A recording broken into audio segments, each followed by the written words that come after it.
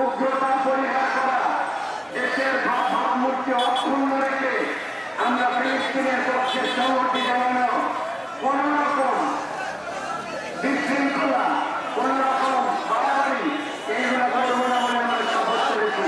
সেদিকে সকলে সজাগ দৃষ্টি রাখতে হবে। আমরা জানি এই প্রোগ্রামে সকলে একাত্মতা ঘোষণা করেছেন, কিন্তু আমরা মানুষ, আমাদের মাঝে সকলের আবেগ সমান নয়। অনেকে ভালোবাসার আবেগে না বুঝে কিছু বাড়াবাড়ি করতে পারেন। আমরা দয়া ভালোবাসার সাথে, বিনয়ের সাথে, আদরের সাথে, বুঝানোর সাথে আমরা সকলে মিলে আজকের ঐতিহাসিক মাঠকে আমরা সফল করবো ইনশাআল্লাহ। আমরা এখন একটা ফ্যামিলি, আমরা যে যেখানে আছি সেখান থেকে আমরা একটা স্লোগান দিব। আমরা